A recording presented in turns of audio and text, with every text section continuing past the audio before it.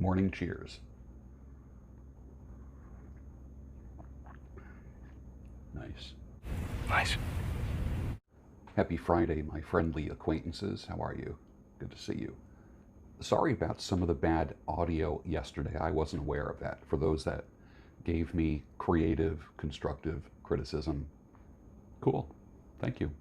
For those that offered commentary along with the criticism, right here, Globo, especially the people who made an account that's less than 5 hours old to come on and criticize.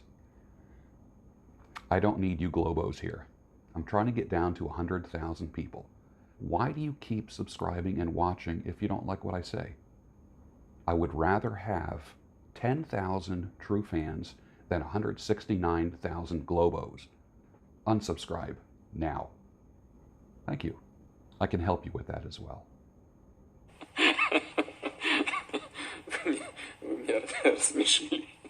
A special thank you to Mary from the Chicago area for the Arabic coffee. Cats. That's great. Cool. Territorial stuff going on. Speaking of territorial stuff, everything that you are hearing is a lie or has so many lies mixed in it. Let me ask you this. If you had a gallon of cyanide and let's just say like an eyedropper filled with cyanide, and you had a glass and you filled that glass up with cyanide, and you had another glass filled with water and you put 1 drop of cyanide in it, which one is deadlier? It's a trick question, of course. They're both deadly. Both will kill you. All it takes is 1 drop of lies, misdirection, and propaganda to make a story or a narrative poisonous. That's it. So, if the American news media, Western news media, is against something and condemning something, you can bet, now think about this, you can bet that you should take the opposite view. The very same media that is condemning certain people in certain countries right now is the same media that's happy about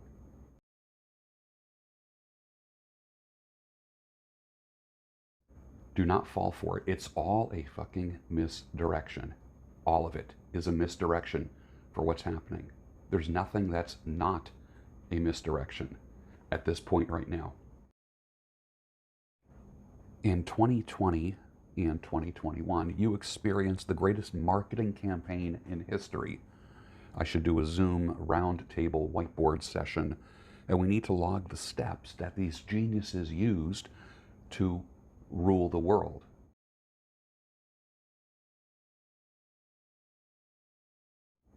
Right? Did you just think of Tears for Fears, everybody wants to rule the world? There was nothing random in the past 2 years, from rollout to full-blown financial ops that are still rolling today. It was genius. It didn't last for long. I do believe it was a test run for compliance. I truly believe that. And most of us went along with it. If you even own a mask, you went along with it. If you even own a mask, if you've had one in your hands, you went along with it. Don't act so, what's the word? I would never do that. I never complied. You know what? We all complied, didn't we? Because we all had just a little bit of fear. We all had just a little bit of fear. And then you just started seeing inconsistencies. And there were holes that were poked into the scheme. And then some people backed up. I knew what was going on, but I still had a little bit of fear in me a couple of years ago. There were lots of street myths about how you catch a virus, how it spreads, and how a jab works. lots of myths. And what was fascinating about the past 2 years is how people went along with things that were not verifiable. And they believed the media because the media was complicit with it, with this global plan. But I will say this, if it's true that we are the news, then citizen journalists need to get their crap together. At least the mainstream media is consistent with their lies and BS. If you have 25 citizen journalists in a room, there's going to be at least 100 different stories. I don't automatically believe in something just because it's from a citizen journalist and not the mainstream media. I was talking to a fellow yesterday who used to work for a diagnostic imagery company performing ultrasounds on people. I believe he was a registered vascular technician, that kind of thing.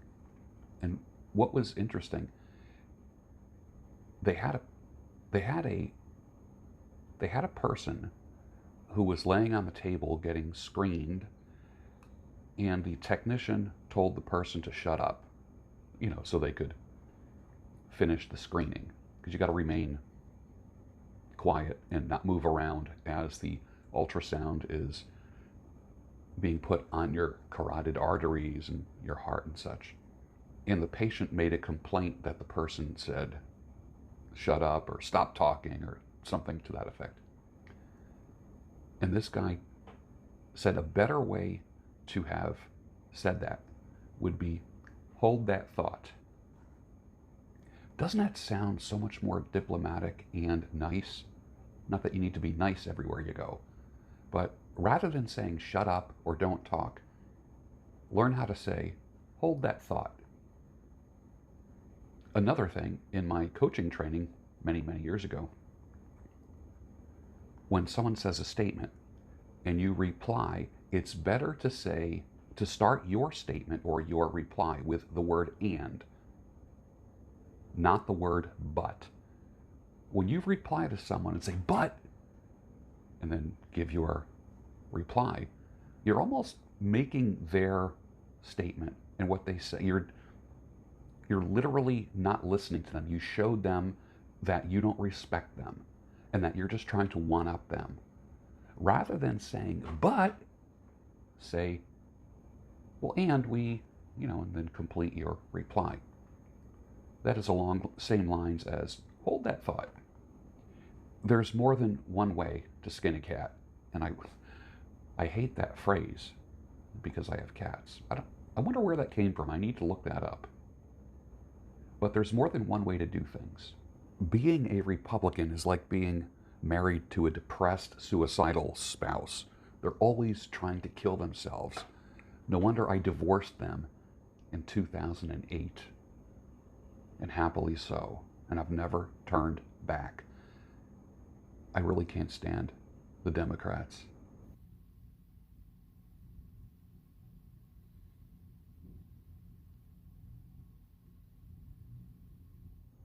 And I really can't stand traditional Republicans.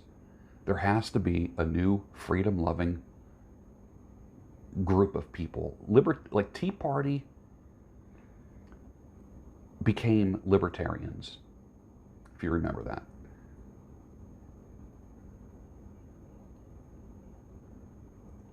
I like libertarians,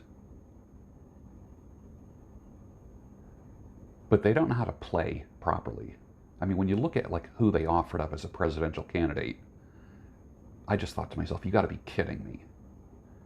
I wish they would get their shit together, because they have so much more to offer. And when I say so much more to offer, I'm really saying so much less to offer. Less is more when it comes to government.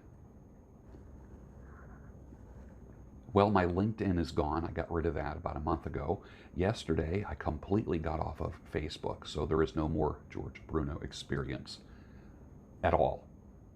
Get rid of everything. I'm not interested. I'm trying to think what's next. Maybe Instagram will be next. That's why I'm telling people, if you want to stay in touch with me, sign up for my occasional newsletter that goes out at georgebruno.com so I can stay in touch with you.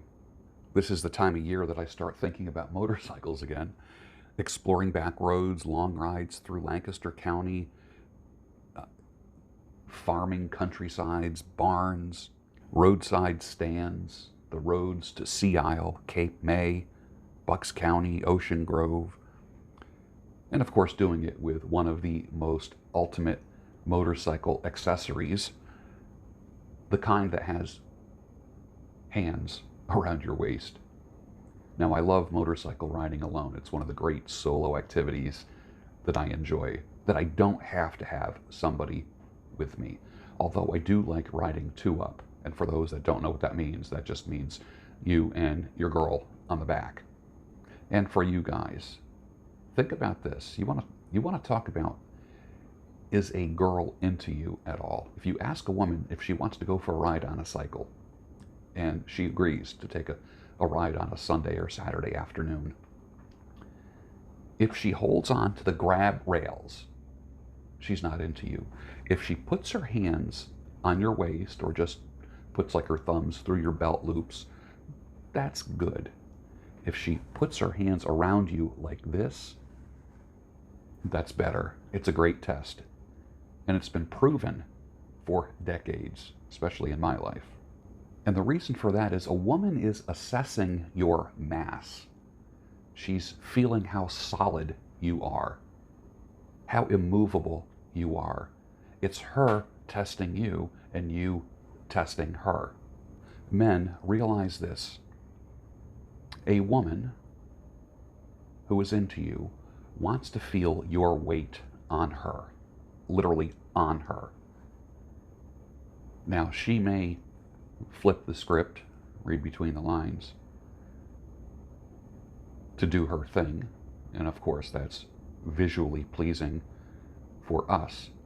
But never forget that a woman wants to feel your weight on her. And I'm not talking about being a lard ass and squishing her, but she wants to feel how solid you are. And that's going to be one of the things that drives attraction deeper, is your mass. Are you flimsy? Do you feel like you're going to be blown away with the wind? For those that are overweight, this is a great month to start your weight loss. I'm not saying get jacked by summer, but the man belly is the easiest thing to get rid of. The first thing you can do is just go to 2 meals a day. Have a cup of bulletproof coffee in the morning. That'll keep you satisfied till at least 11, 12, 1. Breakfast is not the most important meal of the day. Do your walking. That's the quickest way to get rid of the man belly, and the quickest way to not have her forehead bouncing off your belly. Are you a prisoner in your own life? Maybe it's time to make a prison break. Quietly set a date, quietly plan. I call it your PID, your Personal Independence Day. Do you have a PID? Quietly prepare, and then when it's time, swiftly execute your plan. Nobody gets out of their personal prison or their self-imposed limitations by accident. You don't wake up one day and then all of a sudden the cell door is wide open. You literally have to plan your escape from the prison that you created for yourself. This is why some of the coaching that I have actually is helping guys leave a relationship that they're in. You would think it would just be, we're done. I don't think this is going to work out. We're living 2 separate lives. We're not a good match anymore. You know, having that talk. So many men are afraid to do that, and I get that. Especially if you jumped the gun early on and moved in with her or she moved in with you. Now it's going to take some time to kind of decouple. But believe it or not, a percentage of my coaching is with men who want to leave her. And I have successfully helped many men leave the relationship. Is that you? Are you in a relationship that you want to get out of but don't know how to do it? Just write me, gb@georgebruno.com. Engage in professional consulting, coaching with me. You won't regret it. Doesn't the Constitution start out with the words, "we the people"? The people who voted for the politicians that rule us, govern us, hold us back, they absolutely failed us. And they're failing us at all times. It's not just this intermittent failing that happens every 2 months, every 6 months, or whatever. They're failing us at all times. If you don't act accordingly with your job description, you're going to lose your job. Politicians are the only people that can stray away from their job description and still keep their job. I will never forget, back in the late 80s, a rogue Presbyterian minister told me that the two parties are a two-headed snake. They're no different from each other. They claim to be. You know, in other countries, there's up to 20 or 30 political parties. And here in the United States, we have two that make the most impact. Of course, there's a few other candidates that never stand a chance. But it's, you're an R or a D. There's something wrong with the either-or equation, isn't there? But you never get disappointed when you vote for yourself. What is in your best interest, your town's best interest, your county or community's best interest? You never get disappointed when you vote for yourself. Generals gathered in their masses, just like witches at black masses, evil minds that plot destruction, sorcerer of death's construction. In the fields, the bodies burning, as the war machine keeps turning. Death and hatred to mankind, poisoning their brainwashed minds, O Lord. The song War Pigs by Black Sabbath. What year was that? And is that relevant today? And don't forget the second part of that song. Politicians hide themselves away. They only started the war. Why should they go out to fight? They leave that role to the poor. Kind of relevant, isn't it? And gentlemen, don't forget, nothing like your wife's naked body will calm you down. Doesn't matter what age you are. My son, pay attention to my wisdom. Turn your ear to my words of insight, that you may maintain discretion, and your lips may preserve knowledge. For the lips of the adulterous woman drip honey. Who is that today? Is it an OnlyFans girl? Is it your typical 304s and ratchets? Those are words I never use. The lips of the adulterous woman drip honey, and her speech is smoother than oil.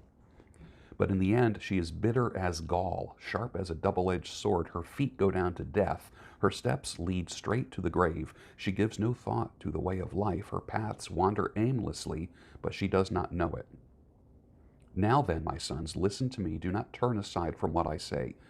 Keep to a path far from her. Do not go near the door of her house. Don't even go to her website. Lest you lose your honor to others and your dignity to the one who is cruel, lest strangers feast on your wealth. Holy cow. And your toil enrich the house of another. At the end of your life you will groan when your flesh and body are spent. How you will say, how I hated discipline, how my heart spurned correction. I would not obey my teachers or turn my ear to my instructors, and I was soon in serious trouble in the assembly of God's people. Drink water from your own cistern, running water from your own well. Should your springs overflow in the streets and your streams of water in public squares? Let them be yours alone, never to be shared with strangers. May your fountain be blessed. May you rejoice in the wife of your youth, a loving doe, a graceful deer. May her breasts always satisfy you. Now there's a blessing. Can you imagine someone giving a blessing like that? May you ever be intoxicated with her love. Why, my son, be intoxicated with another man's wife? Or another woman? Or fawning over a woman on Instagram or some other social media site? Why embrace the bosom of a wayward woman? Literally or figuratively. For your ways are in full view of the Lord, and he examines all your paths. The evil deeds of the wicked ensnare them. The cords of their sins hold them fast. For lack of discipline they will die, led astray by their own great folly. May her breasts always satisfy you. And with that, finish your coffee. Finish your Arabic coffee. And I'll see you on the next Daybreak Show, your home of sanity, clarity, and reason.